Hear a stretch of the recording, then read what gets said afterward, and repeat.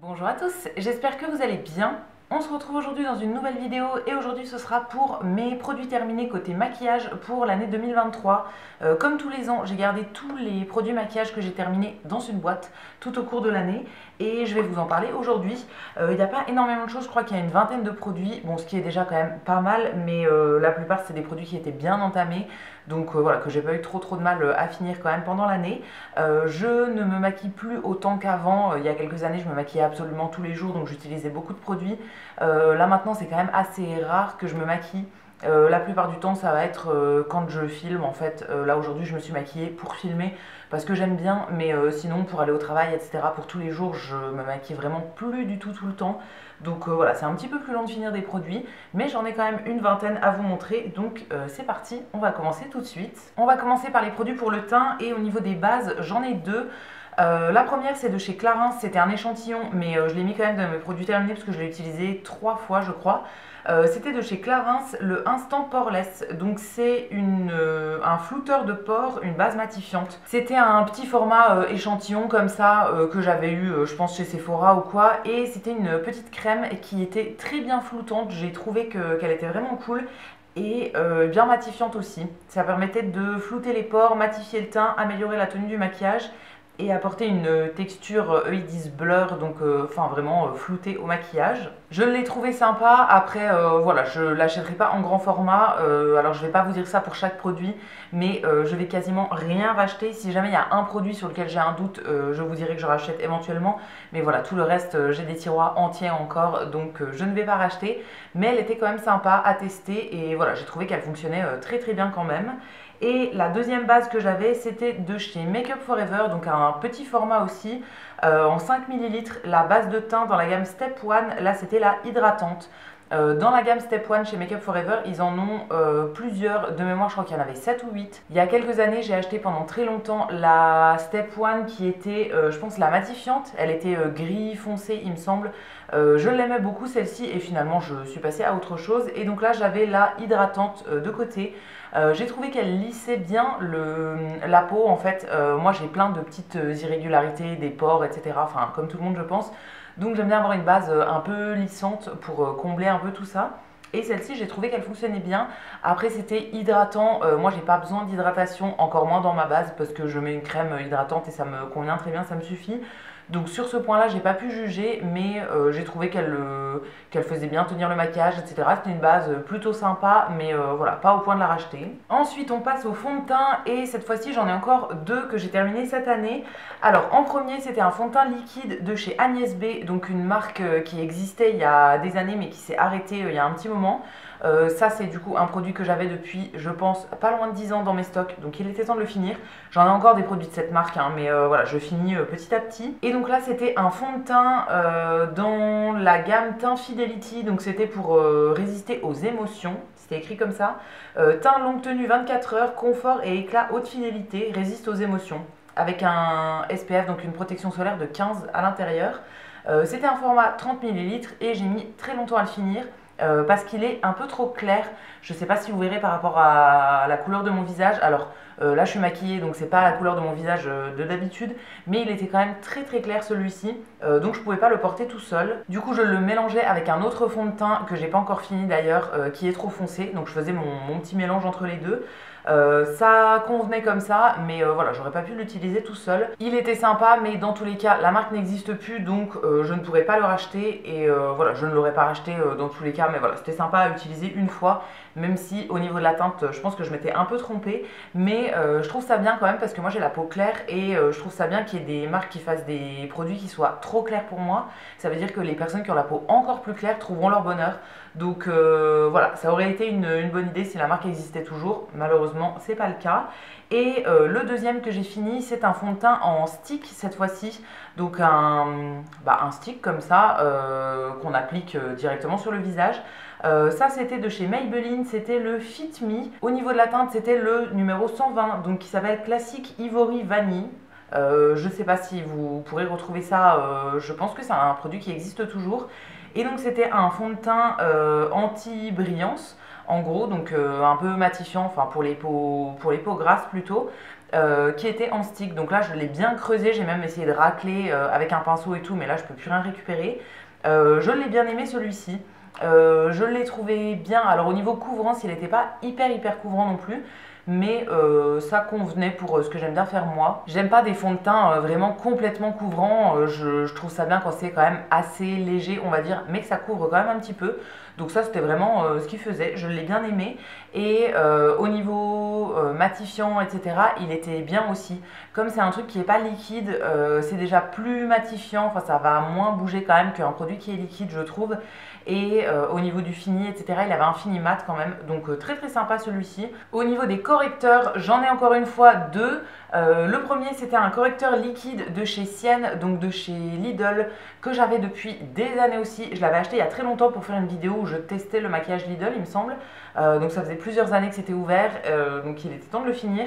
C'était le correcteur liquide Perfect Finish, donc dans la teinte light. De mémoire, il n'y avait pas 35 teintes non plus. C'était un correcteur liquide avec une petite mousse au bout. Alors moi, ce genre de truc, ça me dégoûte un petit peu. Donc en fait, j'avais tout simplement enlevé la mousse et je prenais directement au tube. Ce genre de produit, en fait, je mets sur ma main et après, je vais avec un petit pinceau prendre sur ma main pour appliquer. Je l'ai bien aimé celui-ci, il était vraiment assez couvrant pour ce que j'aime. Alors c'était pas full couvrance non plus, hein, c'était pas hyper couvrant, mais il était pas mal, c'était pas trop léger non plus. Je pouvais le porter tout seul les jours où j'étais pas hyper maquillée, etc. Ça me dérangeait pas du tout de le porter tout seul, je trouvais qu'il masquait assez bien. Donc trop cool, je ne le rachèterai pas encore une fois, mais voilà, si jamais je retombais dessus, franchement c'est un produit que ça me dérangerait pas d'utiliser une deuxième fois. Il était très sympa et au niveau de la teinte, teinte light, ça me convenait très bien. Et le deuxième, c'est de chez ELF, donc une marque qui existait en France il y a des années. Je crois qu'elle n'existe plus ou bien qu'elle a été relancée, mais ça a été arrêté pendant un moment. Là, c'était un stick qui s'appelle All Over Cover Stick. Donc, c'était un stick correcteur en fait pour un peu tout couvrir dans la teinte Ivory. Alors, ça, c'est un produit que j'avais pas acheté moi-même, mais que j'avais eu dans un swap il y a quelques années. J'avais fait un swap, donc un échange de cadeaux en fait avec une autre youtubeuse, et du coup, j'avais reçu ça entre autres. D'ailleurs, j'avais aussi reçu dans ce colis-là, il me semble, le fond de teint Fit Me de Maybelline là que j'ai fini aussi, que je vous ai montré juste avant. Donc là, c'était le petit stick correcteur de chez ELF. Alors, je l'ai utilisé plusieurs fois, mais en fait, il a vachement séché. Alors, j'ai mis très longtemps à le démarrer et voilà, il a vachement séché. Je trouve déjà que la teinte n'est pas la bonne, c'est trop orangé par rapport à ma carnation. J'aurais pu l'utiliser en anti-cerne ou quoi pour essayer de faire quelque chose, mais ouais, il est trop sec et j'arrive à rien en faire. Je trouve qu'il n'est pas hyper couvrant en plus et tout, donc non, je ne l'ai pas du tout fini du coup. Je le jette, mais voilà, il en reste encore pas mal dedans, mais j'arriverai pas à le finir. Vraiment, voilà, il me correspond pas du tout, donc je m'en sépare et je vais le jeter celui-ci.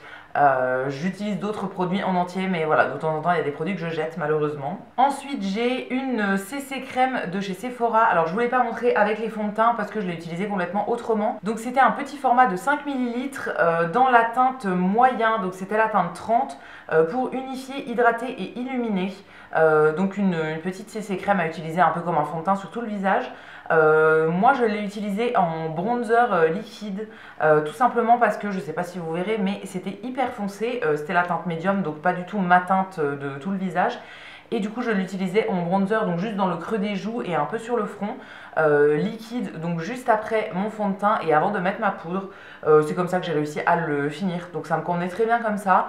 J'ai bien aimé, mais c'est un produit dont je pourrais complètement me passer parce que je fais ça avec de la poudre après, donc voilà, j'en ai pas forcément besoin. Je voulais juste l'utiliser, ça convenait bien pour ce que j'en ai fait, mais voilà, je rachèterai pas du tout. Je crois que c'était pas hyper couvrant non plus, hein. Moi c'était juste pour apporter de la couleur, donc ça me dérangeait pas, mais sur tout le visage je pense que ça aurait pas été aussi couvrant. Ensuite, dans le même genre, un truc un peu liquide que j'ai utilisé un peu pour me forcer mais que je rachèterai pas, c'est de chez Max More, donc qui vient de chez Action. C'était des gouttes d'highlighter en fait, donc de l'illuminateur en liquide.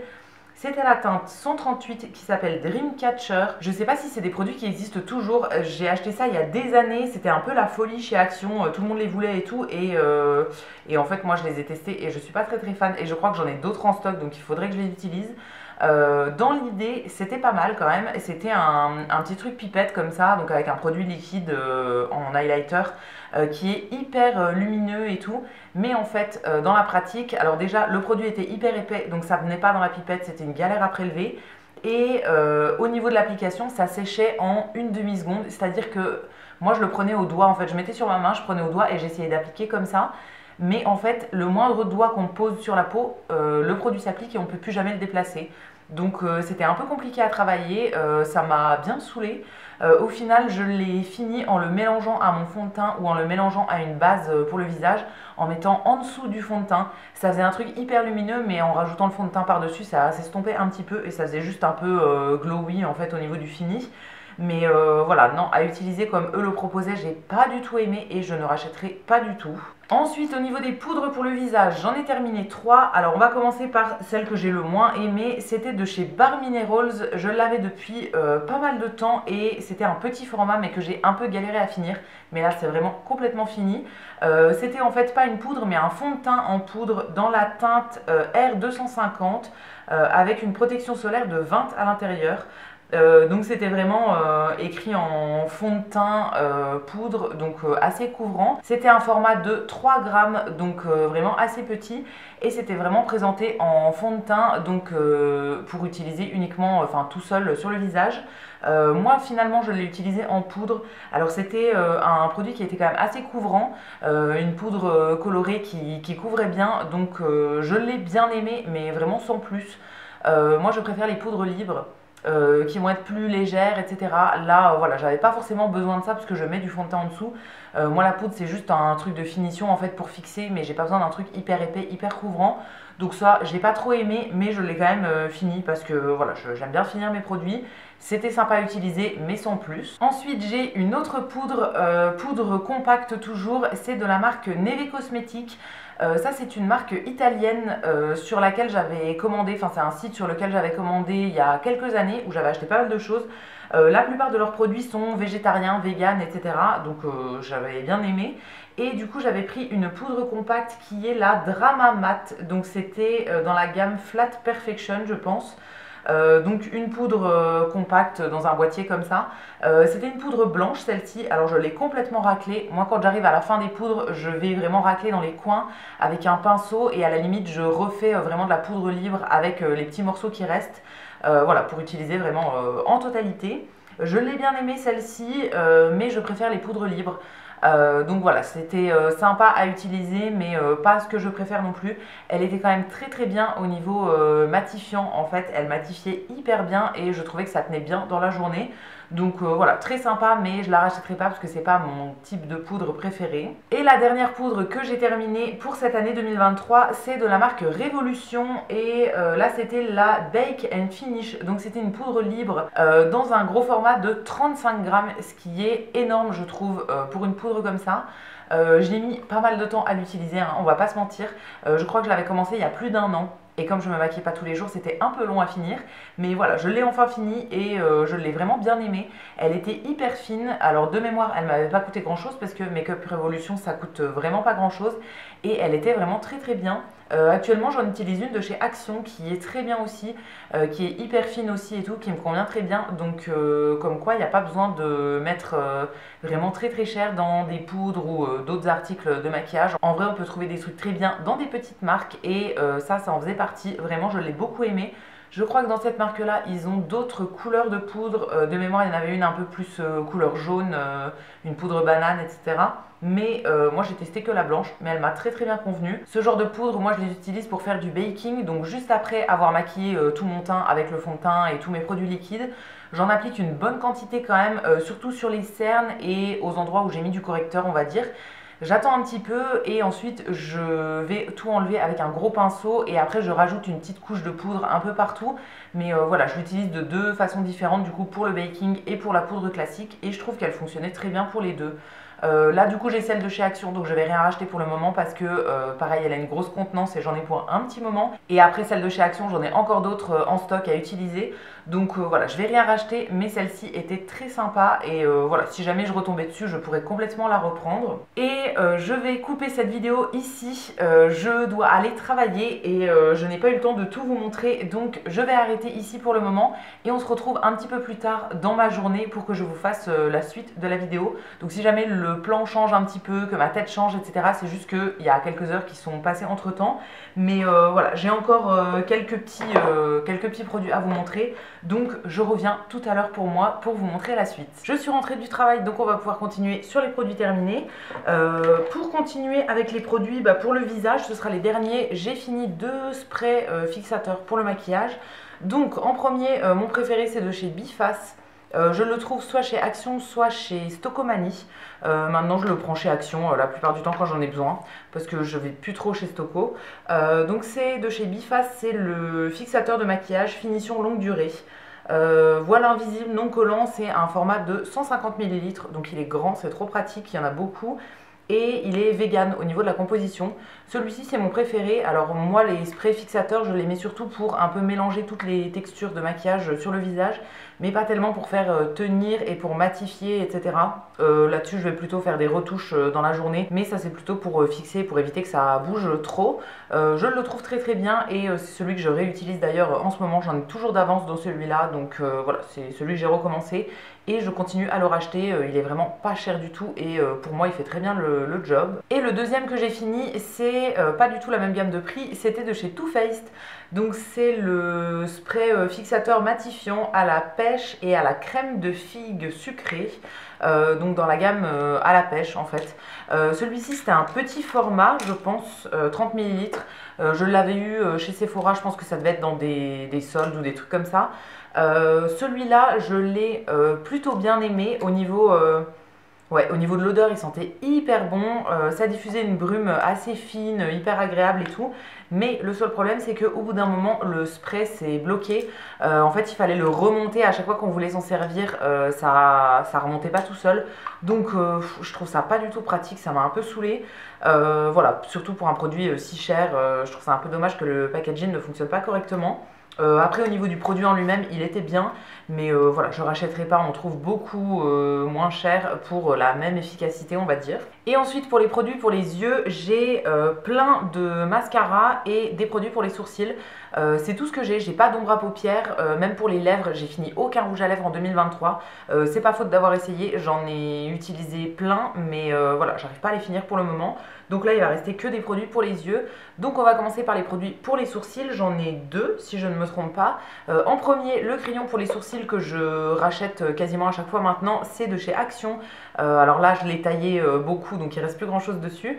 C'est le crayon sourcil classique en fait, donc il y a un côté crayon et un côté goupillon comme ça. Ça c'est assez pratique pour brosser les sourcils après. Alors moi j'ai un goupillon indépendant aussi, donc j'utilise pas forcément celui-ci, mais j'avoue que en voyage par exemple j'emmène que ça et j'utilise celui-là et ça fonctionne très bien.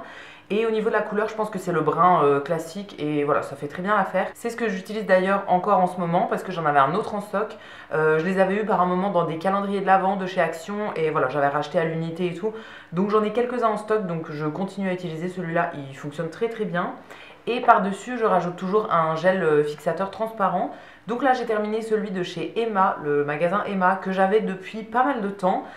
C'était le gel transparent pour les sourcils. Alors là, vous verrez qu'il est plus très transparent parce que tout simplement, comme je le mets après le crayon, ça prend un petit peu de couleur du crayon et donc au bout d'un moment, il devient tout dégueu comme ça. Le produit a un peu changé même. Enfin bon, ça m'a dégoûté au bout d'un moment, donc j'ai arrêté de l'utiliser. Et j'en ai commencé un autre, mais il était quand même quasiment vide. Celui-ci, il fonctionnait plutôt bien. Franchement, je l'ai bien aimé. C'était pas fixation extrême non plus, mais ça fixait bien. Enfin, en tout cas, c'était ce que je voulais moi, donc très bien. Je l'ai remplacé par un de chez NYX que je voulais tester depuis longtemps. Donc, je suis enfin allée me le chercher. Je l'ai pris chez Monoprix. Le transparent aussi classique. Mais voilà, celui-ci était quand même pas mal. Et pour terminer, au niveau des mascaras, j'en ai 5. Alors soit que j'ai fini cette année, soit qui étaient trop secs. Donc voilà, je vais vous montrer tout ça. Alors on va commencer par celui que j'ai fini le plus au début de l'année, on va dire. C'est de la marque Elicence. J'avais dû avoir ça dans une box, je pense. C'était le mascara naturel longue tenue. Donc c'est tout des mascaras noirs. Celui-ci, il avait une brosse en picot, donc en petit truc plastique. C'est mon genre de brosse préféré. Je trouve que c'est ce qui sépare le mieux les cils et tout. Enfin, pour mes cils à moi, en tout cas, c'est ce que je préfère. Celui-ci, je l'ai beaucoup aimé. Franchement, il était vraiment pas mal. Alors, j'utilise jamais un mascara tout seul. Moi, je combine toujours 2 mascaras ensemble. Donc, voilà, je l'ai utilisé avec un autre en plus. Mais en premier mascara, je l'ai trouvé vraiment bien. Sur les mascaras, pareil, je ne rachète rien. J'en ai encore plein en stock. Mais voilà, celui-ci était cool. Le deuxième, c'était celui-ci. Un gros mascara comme ça qui venait de chez Primark. C'était le Runway Ready. Donc, un mascara noir, pareil. Celui-ci il m'avait coûté 2,50 €, donc c'est vraiment pas grand chose. Mais en fait je l'avais ouvert il y a un moment et je m'en étais pas resservi depuis. Et là en voulant le retester, en fait il est tout sec. C'était une brosse en picot silicone encore une fois avec une petite tête au bout qui me plaisait un peu moins, mais la brosse en elle-même était sympa. Mais voilà, je l'ai retesté 1 ou 2 fois et en fait il est beaucoup trop sec, donc j'arrive plus à rien faire avec. Donc je m'en sépare. Malheureusement je pourrais pas le réutiliser. Je me rappelle plus de mon avis à l'époque quand je l'avais testé. Mais voilà, celui-ci malheureusement je m'en sépare même s'il n'est pas fini. Le troisième c'est de chez Alverde. Donc ça c'est une marque qui fait des cosmétiques qu'on trouve plutôt en Allemagne. J'ai acheté pas mal de maquillage de cette marque par un moment pour tester. C'est des produits qui sont vegan je crois pour la plupart. Et là du coup j'avais pris le mascara qui s'appelle False Lashes, donc mascara faux cils. Il ressemblait beaucoup au mascara de chez Catrice, je crois que c'est ça, dans un packaging bleu mais vraiment dans la même forme. Et du coup je pensais que ça allait être la même chose, mais finalement non. Celui-ci je l'ai pas trop aimé non plus. Alors il a une brosse en picot silicone. Je pensais que ça allait me plaire du coup, mais en fait je trouve qu'il apporte pas assez de volume. Il n'était pas hyper impactant en fait, enfin on le voyait pas tant que ça, il fallait beaucoup le travailler je trouve. Et il a séché quand même pas mal vite aussi. Je ne l'avais pas ouvert avant, donc vraiment je l'ai eu à sa texture de quand il est neuf. Et j'ai trouvé qu'il avait séché hyper vite. Donc voilà, dans celui-ci je ne le rachèterai pas non plus. C'était pas vraiment aussi bien que le Catrice que j'avais testé à l'époque. L'avant-dernier mascara c'est de chez Sephora. C'était un petit format du mascara volume effet panoramique. C'est le Cinescope. Celui-ci je l'avais eu en cadeau je pense chez Sephora. C'était encore une fois une brosse en silicone et celui-ci je l'ai bien aimé. Franchement il était cool. En premier mascara aussi il était bien. En fait en premier j'aime bien utiliser une brosse silicone comme ça, enfin avec des petits picots plastiques. Et en deuxième je préfère les brosses en poil en fait pour rajouter de la matière dessus. Pour le premier je préfère faire du volume pour la première couche et ensuite rajouter de la matière sur le reste, donc avec un autre mascara. Celui-là était bien en premier, franchement je l'ai trouvé cool. Je ne l'achèterai pas en grand non plus parce que voilà, encore une fois j'ai plein de trucs en stock, mais il était sympa. Voilà, je l'ai bien aimé. Et le dernier produit que j'ai à vous montrer aujourd'hui c'est de chez Emma encore une fois. Et c'est un mascara effet 3D en waterproof. Alors celui-ci je l'avais acheté il y a un petit moment et j'ai voulu le sortir quand j'étais partie en vacances parce que je me disais que waterproof c'était plutôt sympa pour si jamais on prend un peu la pluie, etc. Enfin voilà, plutôt pratique. C'était encore une fois une brosse en petit picot silicone. J'ai trouvé que ça séparait hyper bien les cils. Ça faisait quand même une belle longueur et tout, mais pas assez de volume à mon goût. Et il a séché trop vite aussi. Je ne l'avais jamais ouvert avant, donc c'était vraiment le début de ce mascara et j'ai trouvé qu'il séchait hyper vite, donc voilà, non, je ne l'ai pas trop aimé. Il était bien mais il n'a pas duré assez longtemps au final, donc voilà, pas ouf. Sur le côté waterproof, je ne sais pas vous dire si ça a fonctionné ou pas. Ça m'a pas marqué. J'ai pas eu trop de l'occasion de tester en fait si ça fonctionnait ou pas. Moi que je sois en vacances ou pas, enfin je me baigne jamais, etc. Donc là c'était des vacances dans une ville pour visiter une ville et tout. Je me suis pas forcément pris la pluie ou des choses comme ça, donc voilà, je saurais pas vous dire. Et comme il n'a pas duré très longtemps, je ne l'ai pas utilisé énormément de temps. Mais voilà, il était sympa, mais pareil, je ne rachèterai pas. Et voilà pour tous les produits de maquillage que j'ai terminés pendant cette année 2023 du coup. Je crois qu'il y en avait une vingtaine, donc voilà, je suis plutôt contente. Après, j'aurais voulu terminer d'autres trucs aussi. J'aimerais bien terminer des blushs, des bronzers, plein de produits de poudre en fait, des produits pour les lèvres aussi, j'aimerais bien. Mais voilà, je ne me maquille plus autant qu'avant, donc c'est un peu long, un peu compliqué de terminer tout ça. mais je suis déjà contente de sortir ces 20 produits de ma collection de maquillage. Je continue à garder tous les produits comme je fais avec mes produits de soins classiques, tous les produits terminés pour vous remontrer ça éventuellement l'an prochain dans une vidéo. Pour le maquillage, j'aime bien faire une seule vidéo en fait pour toute l'année. Je finis pas assez de produits pour vous en faire une par saison comme je fais avec les soins, mais voilà, une par an, je trouve que c'est pas mal. J'attends vos petits commentaires, comme d'habitude. Si vous avez quelque chose à me dire, si vous avez un commentaire à faire sur un des produits que je vous ai montré, ou voilà, n'importe quoi que vous voulez me dire, je vous lirai, je vous répondrai avec plaisir comme d'habitude. Si la vidéo vous a plu, vous pouvez aussi la liker et vous abonner, ça me fera toujours plaisir. Et quant à nous, on se retrouvera dès mercredi dans une prochaine vidéo. À bientôt!